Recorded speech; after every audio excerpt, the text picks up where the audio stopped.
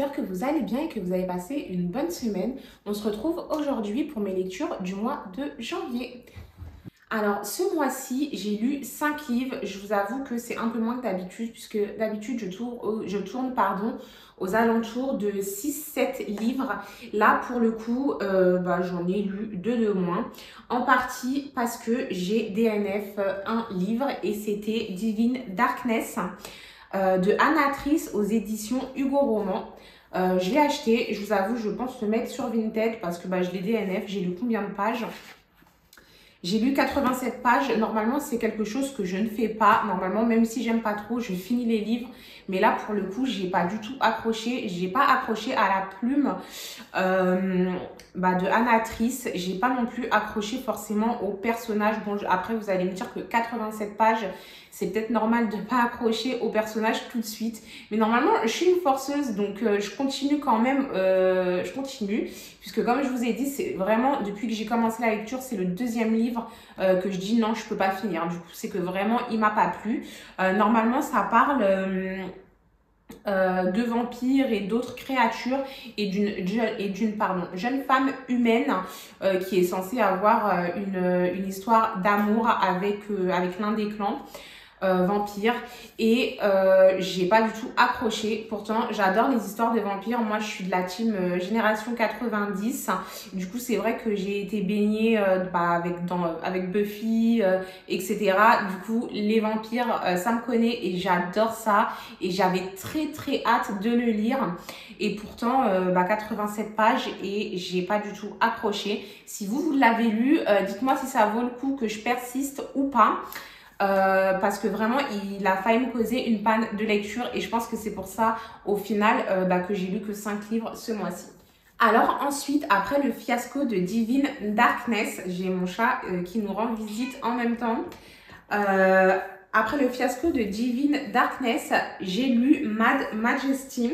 Apparemment c'est le tome 1, il y en aura d'autres. C'est de Delinda Dané chez les éditions Hugo Roman a écrit, mais bon, c'est Hugo Romance. J'ai bien aimé cette lecture. C'était une petite lecture sympathique. Là, on va suivre les aventures de Damien et de... Alors moi, je sais pas si vous êtes comme moi. Moi, une fois que mon livre est fermé, impossible de me souvenir des noms des protagonistes. C'est vraiment un red flag, mais impossible de me souvenir. Alors... C'est bon, je l'ai. Alors, du coup, on va suivre les aventures de Damien, qui est l'un des princes d'Angleterre et qui va être couronné roi puisque son père est décédé. Alors, c'est pas un spoil, ça arrive au tout début. Pour pouvoir accéder à la couronne, il va être dans l'obligation de se marier et sa mère, du coup la reine en titre à ce moment-là, décide qu'il doit se marier avec une jeune fille qui s'appelle Ophélia. Mais malheureusement, pour sa mère, lui, il a décidé d'épouser la sœur d'Ophélia, Esmée. Et du coup, on va suivre Ophélia et Damien. Dans toute leur histoire et dans toutes les problématiques de la royauté anglaise. Du coup, voilà, c'était sympathique, c'était pas non plus un coup de cœur, c'était pas transcendant, mais c'est une petite romance sympathique qui fait du bien au moral. Du coup, je vous le conseille et je pense que je dirais le tome 2 aussi. En plus, la couverture, je la trouve plutôt jolie. Alors ensuite, pour mon coup de cœur du mois de janvier 2025, c'était The Right Move. C'est le tome 2 de la saga Windy City, écrit par Liz Tomford et publié aux éditions Chatterley. Vraiment, je l'ai adoré. J'avais adoré le premier tome. D'ailleurs, je vous en avais parlé dans mes coups de cœur 2024. Dans le premier tome, on suivait une hôtesse de l'air. L'histoire d'amour entre une hôtesse de l'air et d'un joueur de hockey de Chicago. Et là, sur le tome 2, on va suivre l'histoire de Ryan, qui est le frère de l'hôtesse de l'air du tome 1, et Indy, qui est sa meilleure amie. Et là, pour le coup, Ryan, c'est pas un joueur de hockey, c'est un joueur de basket. Et honnêtement, entre vous et moi, je pensais pas trop que j'allais surkiffer non plus, puisque moi, mon chéri aussi joue au basket professionnellement. Et Et je sais pas, du coup, j'aime pas trop lire les trucs de basket. Et là, pour le coup, ça a été aussi un de mes coups de cœur de janvier. Et peut-être qu'il sera du coup dans mes coups de cœur 2025. J'avais adoré le premier tome et j'ai aussi adoré celui-là. Excusez-moi, je suis malade. Et d'ailleurs, faites pas attention à mes cheveux. Si vous voyez des résidus verts, j'ai posé un masque. Et je me suis dit qu'en attendant qu'il avait posé, j'allais vous tourner cette vidéo. Du coup, ouais, j'ai vraiment adoré, malgré que l'univers du basket, c'est pas trop mon truc. Vu que je suis aussi plongée dans ma vie quotidienne à cause de mon conjoint, c'est vrai que j'aime pas trop. Mais finalement, j'ai adoré et j'ai une amie qui m'a dit qu'elle préférait le tome 2 au tome 1, même si elle avait aussi surkiffé le tome 1.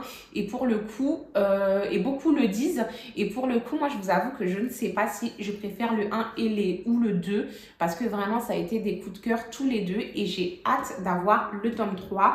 Et le tome 3, il me semble qu'il va parler d'un joueur de baseball, un ami de Ryan qui est du coup dans ce tome. Du coup, voilà pour mon coup de cœur de janvier. Alors ensuite, j'ai lu sur ma liseuse, parce que je vous avoue, j'achète pas non plus 10 livres par mois, ça coûte assez cher. Et sur la liseuse, c'est moins cher. Et pour ceux qui se demandent, parce que moi au début, quand j'ai commencé la lecture, je disais non, jamais je lirai sur une liseuse, etc. Je préfère le papier, j'aime bien sentir les pages et tout. Excusez-moi, ça fait une semaine que je suis malade. Là, je suis sur la fin, mais j'ai encore la toux, etc. J'ai pas eu la grippe, heureusement, mais j'ai quand même eu une bonne grosse angine. C'était assez compliqué. Du coup, excusez-moi si ma voix se casse à certains moments. Du coup, comme je vous disais, j'ai continué du coup le reste de ma lecture sur ma liseuse. Du coup, j'ai fini le tome 3 de The Ravenhood.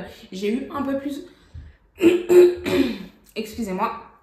J'ai eu un peu plus de mal à le finir que les 2 premiers tomes, puisque le 3e tome, en vrai, il n'y a plus trop tellement d'histoire, pardon. On suit juste les 2 protagonistes et on voit s'ils se mettent ensemble ou pas. Et je vous avoue que 700 pages de est-ce qu'ils vont se mettre ensemble, c'était un peu long. Du coup, j'ai mis un peu de temps à le finir. Mais c'est bon, j'ai fini la saga. D'ailleurs, je vous l'ai recommandé dans ma vidéo précédente sur mes coups de cœur 2024 parce qu'il fait partie, la saga en tout cas, fait quand même partie de mes coups de cœur. Même si le 3e tome, ce n'est pas mon préféré. Du coup, si vous voulez aller voir le résumé, c'est dans ma vidéo précédente. Alors, du coup, pour ma 4e lecture de janvier, j'ai lu King of Sin. C'est le premier tome de la saga King of War d'ailleurs, je ne sais même pas si ça se dit comme ça. Sur certains mots, je suis une quiche en anglais, même si je me débrouille pas trop mal. De l'autrice Hannah Huang. Alors, vu qu'il est sur ma Kindle, je n'ai pas le papier. Je vous mettrai une image juste ici, je pense. Alors, qu'est-ce que j'en ai pensé? Je vous avoue que j'avais adoré la couverture. Je m'étais dit, je le voulais en papier. Et finalement, je me suis dit, non, l'achète pas. Achète-le sur la Kindle. Il coûte moins cher qu'en papier. Parce que j'avais essayé les Twisted de la saga Twisted de Hannah Huang et j'avais détesté. Après, je vous avoue que j'ai pas lu toute la saga. J'avais juste lu Twisted Love, du coup, le tome 1. Et je l'ai... Du coup, Divine Darkness, c'est le 3e livre que j'ai DNF depuis que je lis parce que j'ai DNF Twisted Love. C'était d'un gênant. J'ai pas du tout aimé. Excusez-moi encore une fois. Je vous avoue que le début du livre, j'avais apprécié parce que moi, j'aime bien les ennemis to lovers, etc. Et arrivé au moment spicy, les scènes, elles étaient tellement gênantes que j'ai refermé le bouquin. Mon amie qui lit aussi avait essayé et pareil par contre elle, je sais pas si elle a lu toute la saga mais en tout cas c'est sûr elle a fini Twisted Love. Elle m'a dit que oui elle avait réussi à le lire mais par contre c'était pas ouf du tout. Pourtant sur le BookTok, sur TikTok, je sais que la saga elle a fait fureur mais moi vraiment j'ai pas du tout apprécié. Je trouve que la plume elle est très infantile, que je sais pas, j'ai pas aimé l'univers dans lequel Hannah Huang a voulu nous mettre. Bon après les goûts et les couleurs ça ne se discute pas, je n'ai pas aimé, c'est tout. Et en lisant la synopsis du coup de King of Sin, je me suis dit bon ça a l'air pas mal. Par contre j'ai déjà essayé cette autrice et j'ai pas aimé, du coup je vais pas acheter le livre papier, je vais l'acheter sur Kindle. Et puis j'ai été agréablement surprise. pour ce premier tome. Après, je vous avoue, c'est pas non plus le livre du siècle. Je pense pas que ce sera la saga du siècle. Mais par contre, par rapport au Twisted Love, j'ai trouvé que c'était plutôt sympathique. Alors, dans ce tome, on va suivre Dante, un riche héritier de New York. Il me semble que c'était New York. Et Viviane, qui est aussi une riche héritière. Dante, c'est un homme d'affaires. Viviane, c'est juste une héritière qui essaye de percer dans le monde de l'événementiel. Sauf que la famille de Viviane, c'est des jeunes riches. Ils sont pas riches sur plusieurs générations. C'est vraiment son père qui a instauré ça pour les futures générations.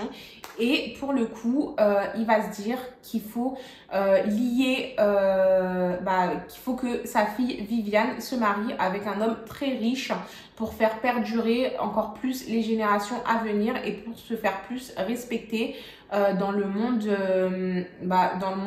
comment on dit, et se faire plus respecter dans l'élite new-yorkaise. Du coup, il va décider de faire un mariage arrangé entre Viviane et Dante. Du coup, Dante qui est l'homme, l'héritier d'une très grosse fortune et PDG du coup de toute cette fortune. Sauf que Dante, il ne va pas vouloir et le père de Viviane va lui faire du chantage. Du coup, à partir de ce moment-là, il va accepter et on va suivre du coup leur histoire à tous les deux. Comme je vous ai dit, c'est pas le livre du siècle, mais pour du Ana Wang, je sais même si c'est pas cool de dire ça, mais parce que j'aime pas trop ce qu'elle fait, c'était plutôt sympathique, ça se lit très bien, ça se lit très vite. Les personnages sont pas gênants, les scènes sont pas gênantes non plus, comme dans Twisted Love. Et pour ma dernière lecture du mois de janvier, j'ai lu L'héroïne déchue de Gabrielle Sand. Il me semble que c'est une saga de 5 tomes, je ne me rappelle plus le nom de la saga. C'est ma première dark romance du mois, ce qui est étonnant puisque je lis plus de dark romance que de new romance. Mais bon, pour le coup, là c'était le contraire. Du coup, petit avertissement comme d'habitude, si vous avez moins de 18 ans, faites attention aux trigger warning puisqu'il y en a. Là, pour le coup, c'est une dark romance dans le monde de la mafia. Alors, dans ce livre, je vous avoue que là, je ne vais pas pouvoir vous dire le nom des protagonistes puisque je l'ai lu sur ma Kindle et en plus, je l'ai eu dans l'abonnement de ma Kindle. Du coup, je ne l'ai pas payé et je l'ai rendu puisque, je ne sais pas si vous savez, mais quand on a une Kindle, c'est un peu comme Amazon avec les livres. On a beaucoup de livres en prêt. Comme si vous louez un film à la télé, sauf que là, c'est des livres et du coup, je l'ai lu et je l'ai rendu directement. Du coup, je n'ai pas les noms des protagonistes sous les yeux. Et comme je vous ai dit tout à l'heure, mon red flag en tant que lectrice, c'est d'oublier tous les noms des protagonistes. Une fois que mon livre est fermé, la minute d'après, je ne m'en souviens plus. Du coup, là, pour le coup, je ne pourrais pas vous dire le nom. Mais en gros, on va suivre une jeune fille italienne qui vient de New York et son père est le parrain d'une branche de la mafia italienne, sauf qu'ils sont installés à New York. Elle va se retrouver dans un mariage arrangé, un mariage arrangé qui n'est pas du tout heureux puisque ça va très mal se passer avec son mari. Je ne vais pas vous dire ce qui se passe puisque sinon c'est du spoil. Elle va décider de s'enfuir et du coup elle va s'enfuir en Italie et là-bas elle va rencontrer un homme qui va essayer de la sortir de toute cette galère puisqu'elle s'est enfuie dans de très mauvaises conditions et que son père et son mari la recherchent. Du coup, j'ai lu ça, il me restait que quelques jours avant de finir janvier. Je savais pas quoi lire, surtout qu'il y avait, j'attendais plusieurs sorties du mois de février du coup. Donc, je vous en parlerai début février sur les lectures que j'attendais. Oui, et du coup, je me suis dit, bon, vas-y, j'essaye ça parce que il y avait une booktokeuse que j'aimais bien qui en avait parlé. C'est du coup 5 tomes, je crois. Là, je viens de lire le premier en janvier et j'ai beaucoup aimé. C'est de la dark romance. Après, c'est pas une dark romance de ouf. Du coup, si vous voulez essayer la dark romance, vous pouvez très bien commencer par ça parce que c'est pas la plus hard qui existe. C'est une dark romance même assez douce, je trouve, par rapport à ce qu'il y a sur le marché. C'était très sympathique. Du coup, je vous la recommande. Alors du coup, c'est tout pour mes lectures de janvier. Si on doit faire un classement, je pense qu'en premier, je mettrai The White Move. Ensuite, je mettrai... l'héroïne écorchée, pardon. Et ensuite, je mettrai Mad Majesty. Parce que du coup, les deux derniers, c'était quoi? Vous voyez, j'ai une mémoire de poisson. Je ne me rappelle même plus des deux derniers livres dont je vous ai parlé. Ah oui, King of Sin. Ouais, c'était pas un coup de cœur, du coup, je le mettrai en 4e position. Et The Ravenhood en 5e position, malheureusement, même si j'avais surkiffé les 2 premiers tomes. Du coup, voilà, je pense que c'est tout. Et surtout, il va falloir que je m'arrête de parler puisque ma gorge elle commence à me brûler. Et qu'il va falloir que je rince mon masque. Du coup, voilà, c'est tout pour ces lectures du mois de janvier.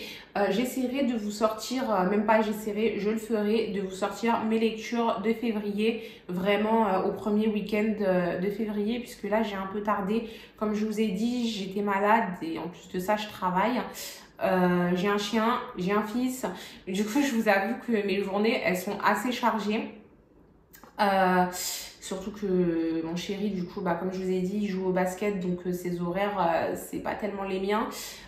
Donc voilà. Enfin bref, là, je m'étale et je vous raconte un peu trop ma vie. Mais donc voilà, j'espère que cette vidéo, elle vous aura plu. N'hésitez pas à me dire en commentaire, du coup, si vous avez lu Divine Darkness et si vous pensez que ça vaut le coup que je continue ou pas. Et si vous avez des recommandations aussi à me faire, je suis preneuse puisque j'en ai jamais assez de lire. Et puis je vous dis à la semaine prochaine et je vous souhaite une excellente semaine. À plus!